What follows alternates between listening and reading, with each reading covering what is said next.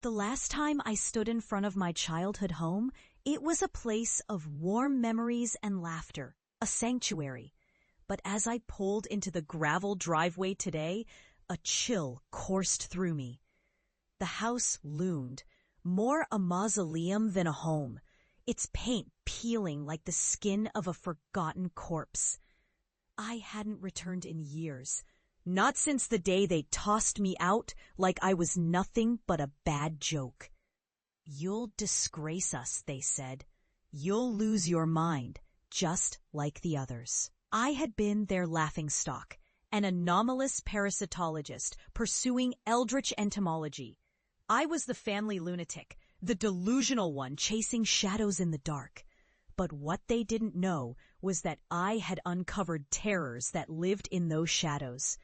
I had become something else entirely, a harbinger of truths that the world still dared not acknowledge.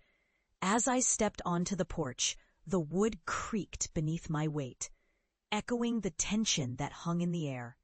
I knocked, my heart pounding like a war drum.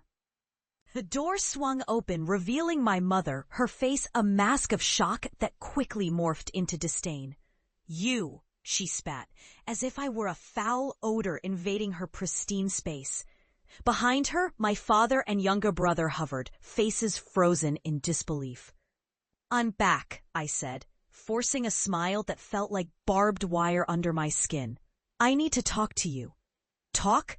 My father's laugh was a cruel bark. "What could you possibly have to say? We warned you, didn't we?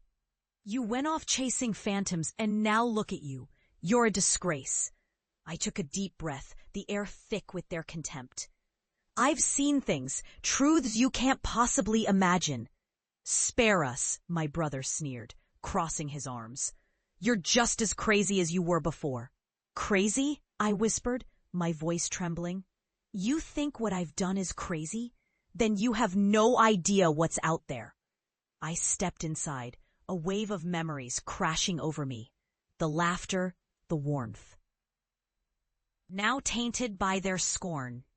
My gaze fell on the family portraits lining the walls, frozen moments of joy that now felt like a funeral procession. "I need you to understand," I said, my voice rising above the cacophony of their ridicule. "I'm not here to beg for your acceptance.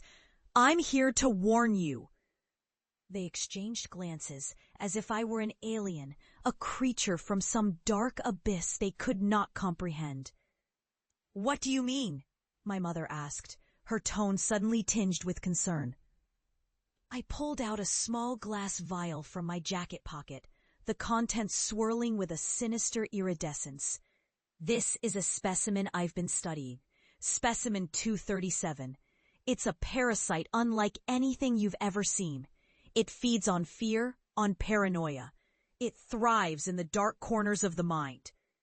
My brother scoffed, but the laughter faltered as I placed the vial on the table. "You think this is a joke? You think I'm mad?" I took a step closer, urgency coursing through my veins. "I've seen families torn apart, lives ruined. This isn't just science, it's survival." Their laughter turned to silence, an unsettling stillness enveloping us like a shroud. "You're not serious," my father finally said, his bravado slipping. "You're just trying to scare us." "No," I said, my voice low and steady.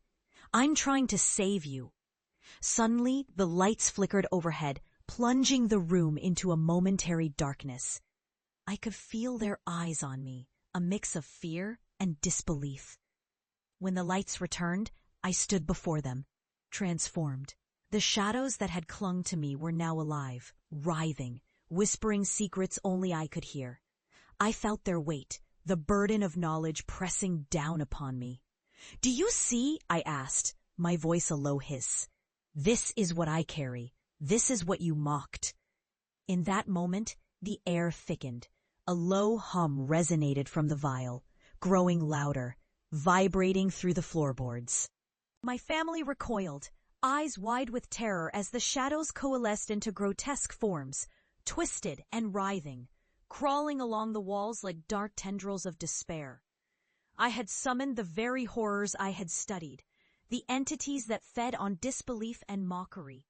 "What have you done?" my mother screamed, her voice cracking. "I've shown you the truth," I shouted back, the dark energy swirling around me, a storm of chaos and despair. "This is what you refuse to believe."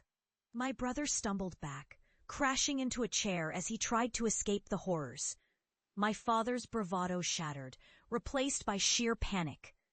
"Please, stop, we're sorry," he begged. But it was too late. The shadows surged forward, engulfing them in a cacophony of whispers and screams. As the darkness enveloped them, I felt a strange sense of calm wash over me. They had ridiculed my work, my life, and now they faced the consequences of their disbelief. I had become the very nightmare they had dismissed, the embodiment of the horrors lurking just beyond their perception. In the end, I stepped back, watching as the shadows claimed them, their cries fading into the ether. I didn't revel in their suffering. I felt an emptiness, a profound sadness for what they could never understand. I walked out of the house, the door swinging shut behind me with a finality that echoed through the still night. The world outside was quiet. But I felt the weight of my knowledge pressing down on me, a crown of shadows. I had transcended their ridicule, but at what cost? As I drove away, I realized that vindication was a double-edged sword, and the shadows would always follow. I had survived the horrors they could never face, but I would carry the burden alone. They had mocked the darkness, and now it was theirs to bear.